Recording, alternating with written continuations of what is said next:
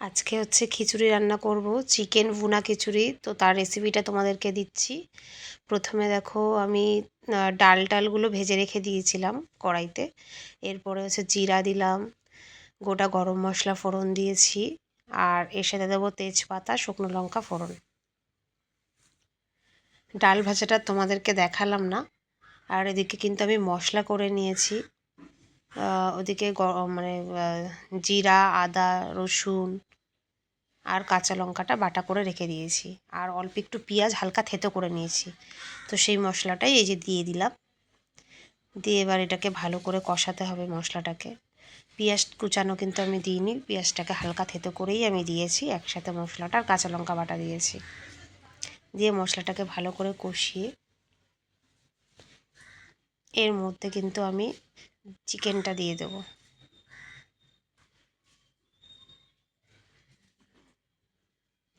তোমরা কে কে চিকেন ভুনা খিচুড়ির রেসিপিটা জানো অবশ্যই আমাকে জানিও।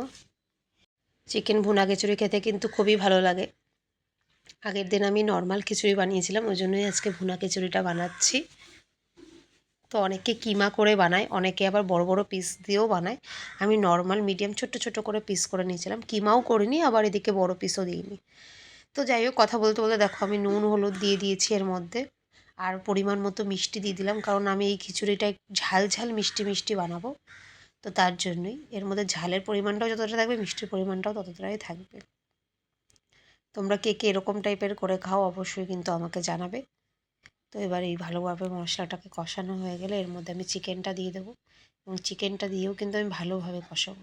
আর আমি একটু কালারের জন্য সামান্য একটু কাশ্মীরি লঙ্কার গুঁড়োও দিয়ে দিয়েছিলাম, সামান্য, এতে কালারটা ভালো আসে তার জন্য। আর ওদিকে চিকেনটাও আমি ভালো করে ধুয়ে নিয়েছি। তো এবার এই যে চিকেনটা দিয়ে দিলাম, চিকেনটা দিয়ে ভালো করে কিন্তু কষাতে হবে। দেখো আমি একদম ছোটো ছোটো পিস করে নিয়েছি চিকেনের, যাতে প্রত্যেকটা চামচে এটা মুখে পড়ে। এবার এই যে ভেজে রাখা ডালগুলো, এগুলো আমি দিয়ে দিলাম। দিয়ে এবার ভালো করে কষাবো, কারণ মাংসটা ভালো করে কষানো হয়ে গেছে, এবং ডালটা দিয়ে এবং চালটা দিয়ে এবার আমি আরেকটু কষিয়ে নেব। ভালো করে কষানো হয়ে গেলে এদিকে আমি সাইডে জলটা গরম করতে দিয়ে দিয়েছিলাম হাঁড়িতে। তো এটা ভালো করে যদি কষানো হয়ে যাবে, তারপরে এই যে ফুটন্ত গরম জলের মধ্যে এটা আমি দিয়ে দেব। দেখতে পাচ্ছ জল গরম হয়ে গেছে, ফুটছে। তো এর মধ্যে এবার এগুলো দিয়ে আমি এটা ঢেকে দেব।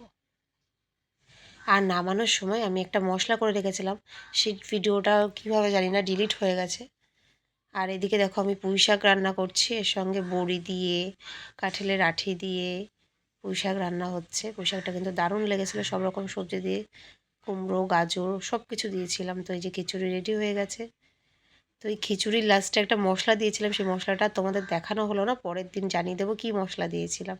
আর এদিকে হয়েছিল মাছের ডিমের বড়া, পুঁই শাক আর খিচুড়ি। তো খিচুড়িটা কিন্তু দারুণ টেস্ট হয়েছিল। তোমাদের কার কার ভালো লেগেছে অবশ্যই জানিও। তো টাটা।